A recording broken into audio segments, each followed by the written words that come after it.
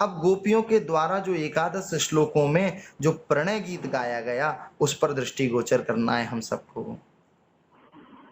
मैवं विभोर्हति भवान् गदितुं नृशंसं सन्त्याज सर्वविषयांस्तव पादमूलम् भक्ता भजस्व दुर्वाग्रहमा त्यजस्मान् देवो यथादिपुरुषो भजते मुमुक्षुम्। गोपियों ने अपने आंसू पोंछे, अपनी वाणी को धैर्य धारण किया और तब बोली कि तुम घट-घट व्यापी हो, हमारे हृदय की बात जानते हो, तुम्हें इस प्रकार निष्ठुरता भरे वचन नहीं कहने चाहिए केशव। हम सब कुछ छोड़कर केवल तुम्हारे चरणों में ही प्रेम करती हैं, इसमें संदेह नहीं कि तुम स्वतंत्र और हठीले हो, तुम पर हमारा कोई वश नहीं, फिर भी तुम अपने ओर से जैसे आदि पुरुष भगवान नारायण कृपा करके अपने मुमुक्षु भक्तों से प्रेम करते हैं वैसे ही हमें स्वीकार कर लो और हमारा त्याग मत करो। अब देखिए इस श्लोक में आपको स्पष्ट समझ में आया होगा कि यहाँ गोपी की स्तुति है, गोपी प्रार्थना कर रही है, उपास्य भाव है भगवान के लिए। देखिए गोपी ने कह दिया कि साक्षात नारायण आदि पुरुष की तरह आप जैसे मुमुक्षुओं पर वो अपना कृपा करते हैं, प्रेम करते हैं, आप वैसे हमें स्वीकार कर लो, त्याग मत करो।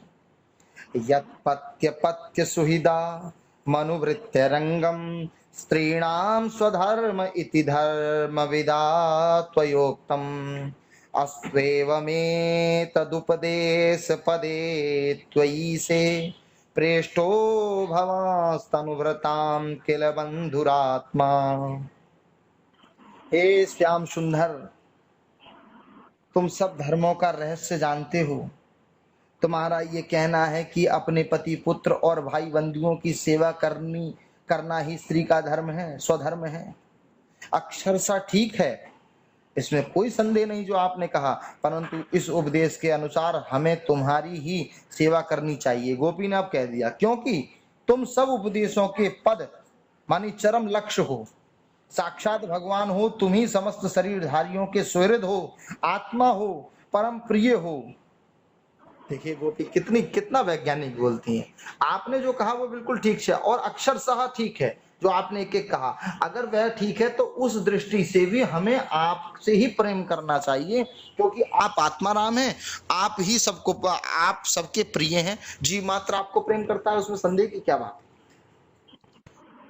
अगले श्लोक में कुर्वन्ति हि त्वयि रतिं कुशला स्व आत्मन् नित्य प्रिये पतिसुतादिविरार्ति दैकिं तन्न प्रसीद परमेश्वर स्वरमास्मछिन्द्या आसाम्भृतां त्वयि चिरादरविन्द नेत्र। गोपी कहती है कि आत्मज्ञान में निपुण महापुरुष तुमसे ही प्रेम करते हैं क्योंकि तुम नित्य प्रिय और अपने ही आत्मा हो, अनित्य एवं दुखद पति पुत्र आदि से क्या प्रयोजन।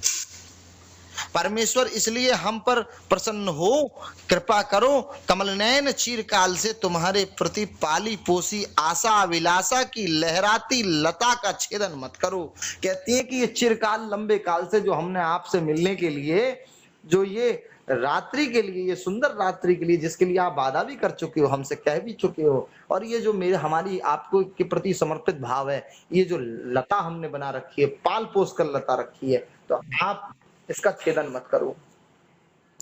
चित्तम सुखेन भवतापहतं ग्रहेषु यन्निर्विश्यत्युकरावपि गृह्य कृत्ते पादौ पदं न चलतस्तव पादमूलात् यामा कथं व्रजमथो करवाम किंबा। गोपी कहती है मनमोहन, अब तक हमारा चित्त घर के काम धंधों से लगता था, इसी से हमारे साथ भी उनमें रमे हुए थे। चित्तम सुखेन भवता परतम ग्रहेषु, अब तक जो काम हम संसारिक करते थे तो उसमें हमारा ध्यान लगा हुआ था, लेकिन अब जो हमारे ये हाथ हैं वो तब तक लगे हुए थे जब तक हम संसार में लगे हुए थे, तब तक ये हाथ भी उनमें कर्मों में रमे हुए थे, परंतु तुमने हमारे देखते देखते हमारा वह चित्त लूट लिया। ग्रह्य कृत्य ताहरत, आपने उसका चोरण कर लिया। इससे तुम्हें कोई कठिनाई भी नहीं उठानी पड़ी, और आपको कोई कठिनाई भी उठानी नहीं पड़ी। आपने हमें चित्त चुरा लिया हमारा, तो हमने आपको परेशान भी नहीं किया। तुम तो सुख स्वरूप हो, तुम तो सुख स्वरूप हो ना, परंतु अब तो हमारी गति मति निराली हो गई है। हमारे ये पैर तुम्हारे चरण कमलों को छोड़कर एक पग भी हटने के लिए तैयार नहीं है, नहीं हट रहे हैं। फिर हम ब्रज में कैसे जाएं, और यदि वहां जाएं भी तो करें क्या? गोपी कहती क्या करेंगे वहां जाकर? हे प्राण वल्लभ, ये श्लोक बहुत दिव्य श्लोक है जो आगे मैं कहने वाला हूं। संचांग नस्त्वधरा पूरिकेण हासावलोक कल कल गीत गीतज हृच्छयाग्नि नोचेद वयम विरहजाग्न्युप युक्त देहा ध्यानीन याम पदयो पदविम सखे थे। यहाँ गोपी कहती हैं, हे प्राणवल्लभ, हे नंदनंदन, हमारे प्यारे सखा, तुम्हारी मंद मंद मधुर मुस्कान, प्रेम भरी चितवन और मनोहर संगीत ने हमारे हृदय में तुम्हारे प्रेम और मिलन की आग दहका दी है। उसे तुम अपने अधरों की रसधारा से बुझा दो। इस चीज को देखना है। संचांग नस्त्वधरा मृत पूरिकेण, गोपी कहती है कि अधरामृत चाहिए आपका। अब अधरामृत का अर्थ आपको समझना है। धरती किसे कहते हैं जानते हैं आप? धरती इति धरा, संस्कृत में धरती को धरा कहते हैं, जो धारण करती है। धरायामृतम, धरामृतम, जो धरा पर उपलब्ध है वो क्या हो गया? धरामृतम। और धराया ना भवती अमृतम इति धरामृतम, जो इस धरा पर प्राप्त नहीं है अमृत, वह क्या हो गया? अधरामृत हो गया। ठीक है, धराया धरामृतम न भवती इति अधरामृतम, जो इस धरा पर नहीं है वो क्या है? वो जो परम आनंद है, जो परम सुख है, वो दिव्य सुख हमें चाहिए। और नहीं तो प्रियतम, हम सच कहती हैं, तुम्हारे विरह व्यथा की आग से हम अपने अपने शरीर जला देंगी और ध्यान के द्वारा तुम्हारे चरण कमलों को प्राप्त करेंगी। ये बात कौन कहेगा? ये योगी कहेगा। जो इतनी विरह की स्थिति में ध्यान की बात करे वो साधारण व्यक्ति नहीं हो सकता। वो कहती है इस विरह अग्नि में अपने को जलाकर भस्म कर देंगी और उसके बाद क्या करेंगी कि आपके चरणों में ध्यान लगा देंगी, तब भी हम आपके चरणों को प्राप्त कर लेंगी। म्यूट कर दीजिए जो भी, क्योंकि थोड़ा विक्षेप हो रहा है। यर्यम्बुजाक्ष तव पादलतं रमाया तत्तक्षणं क्वचिदरण्यजनप्रियस्य अस्प्राक्षमं तत्प्रभृतै नान्यसमक्षमङ्गं स्थातुं त्वया विरमितावत पारयायाम्।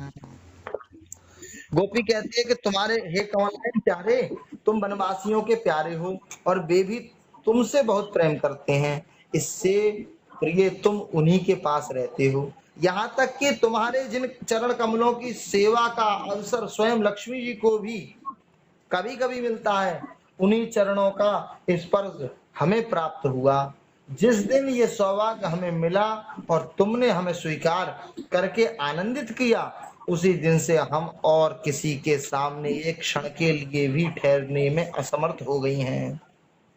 पति पुत्रादि की सेवा तो दूर रही, वो कहती है कि अब हम किसी के समक्ष ठहर ही नहीं सकते। आपके चरणों का हम जो है, आपके चरणों में अब नित्य हमारा मन लगा हुआ है। श्रीयत्पदाम्भुजरजश्चक्रमे तुलस्या लब्ध्वापि वक्षसि पदं किल भृत्यजुष्टं यस्या स्ववीक्षण कृतेन्यसुर प्रयास तद्वद्वयं च तव पादरजा प्रपन्ना। बड़ा सुंदर भाव गोपी ने कहा, हमारे स्वामी, हे प्राण वल्लभ, जिन लक्ष्मी जी का कृपा कटाक्ष प्राप्त करने के लिए बड़े बड़े देवता तपस्या करते हैं, वही लक्ष्मी जी तुम्हारे वक्ष स्थल में बिना किसी प्रतिद्वंदता के स्थान प्राप्त कर लेने पर भी अपनी 100 तुलसी के साथ तुम्हारे चरणों की रज पाने की अभिलाषा किया करती हैं। अब तक के सभी भक्तों ने चरण रज का सेवन किया है, उन्हीं के समान हम भी तुम्हारी उसी चरण रज की अभिलाषा रखती हैं, वही चरण रज हमें आपकी चाहिए। तन्ना तन्नः प्रसीद व्रजिनार्दन तेऽङ्घ्रिमूलम् प्राप्ता विसृज्य वसते त्वदुपासनाशा त्वत्सुन्दरस्मितनिरीक्षण तीव्रकामा तप्तात्मना पुरुषपूषण देहि दास्यम्। गोपी कहती हैं कि हे भगवान, अब तक जिसने भी तुम्हारे चरणों की शरण ली उसके सारे कष्ट तुमने मिटा दिए। अब तुम हम पर कृपा करो, हमें भी अपने प्रसाद का भाजन बना लो। हम तुम्हारी सेवा करने की आशा विलासा से घर गांव कुटुंब सब कुछ छोड़कर आए, आपके युगल चरणों की शरण में आई हैं। प्रियतम, वहां तो तुम्हारी आराधना के लिए अवकाश ही नहीं है। पुरुषण, हे पुरुष भूषण पुरुषोत्तम, तुम्हारी मधुर मुस्कान और चारु चितवन ने हमारे हृदय में प्रेम की मिलन की आकांक्षा की आग धधका दी है। हमारा रोम रोम उससे जल रहा है। तुम हमें अपनी दासी के रूप में स्वीकार कर लो, हमें अपनी सेवा का अवसर दो। गोपी का इतना दिव्य प्रेम। वीक्ष्यालका व्रतमुखं तव कुण्डलस्त्री गण्डस्थलाधरसुदं हित हसितावलोकं दत्ताभयं च भुजदण्डयुगं विलोक्य वक्षाश्रियैकर्मणं च भवाम दास्य। गोपी कहती है, प्रियतम, तुम्हारा सुंदर मुख कमल जिस पर घुंघराली अलकें झलक रही हैं, तुम्हारे ये कमनीय कपोल जिन पर सुंदर सुंदर कुंडल अपना अनंत सौंदर्य बिखेर रहे हैं, तुम्हारे ये मधुर अधर जिनकी सुधा सुधा को भी लजाने वाली लज्जित करने वाली है, तुम्हारी ये नयन मनोहारी चितवन जो मंद मंद मुस्काने से उल्लसित हो रही है, तुम्हारी ये दोनों भुजाएं जो शरणागतों को अभय दान देने में अत्यंत उदार हैं, और तुम्हारा ये वक्षस्थल जो लक्ष्मी जी का सौंदर्य की एकमात्र देवी का नित्य क्रीड़ा स्थल है, देखकर हम सब तुम्हारी दासी हो गई हैं। देखिए, इतना प्यार भरा भगवान को ये गोपियां कहती हैं कि हे प्रभु, आप भगवान की सब वो दिव्य लोक दिव्य भगवान की दिव्य सौंदर्य का स्मरण कर रही हैं। दिव्य सौंदर्य में जो पवित्र श्री लक्ष्मी जी हैं उनका स्मरण कर रही हैं, और ये जो है वासना में संभव नहीं है, ये उपासना में ही संभव है। गोपी कहती हैं, कास्त्रयंगते कम कल्पदायत मूर्छितेन सम्मोहितार्य चरितान्न चले त्रिलोक्यां त्रैलोक्य सौभगमिदं न निरीक्ष रूपं यद गो ध्वज द्रुम मृगा पुलकान्य बिभ्रन।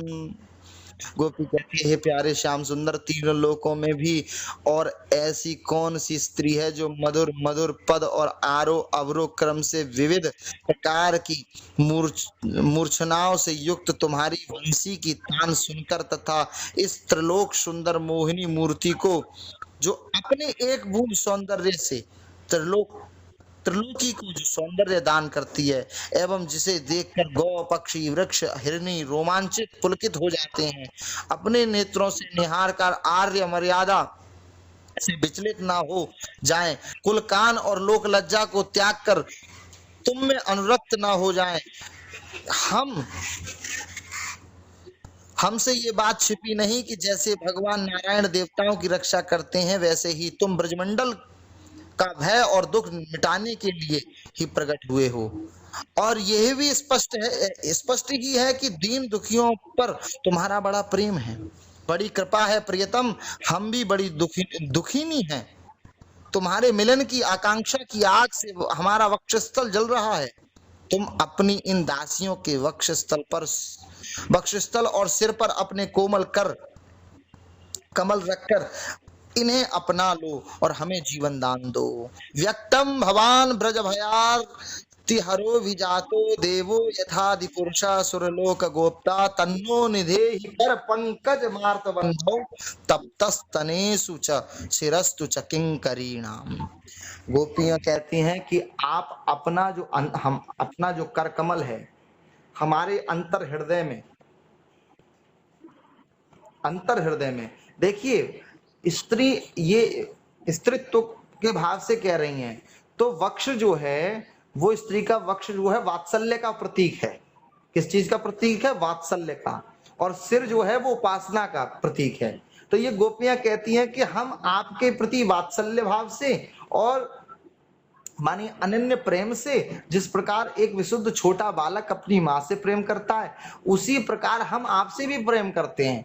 तो जो हमारे अंतर हृदय में जो निरंतर कामनाएं जागी हुई हैं, तो आप अपना हाथ हमारे वक्ष पर मानी हृदय पर रख दो और सिर पर रख दो, क्योंकि सिर में जो विकार हैं वो विकार दूर हो जाएंगे, जो मस्तिष्क में विकार हैं, और हमारा ज्ञान विशुद्ध हो जाएगा और अंतःकरण में जो कुलसित जो वासनाएं हैं वो शांत हो जाएंगी और निरंतर आपके प्रति प्रेम जाग जाएगा।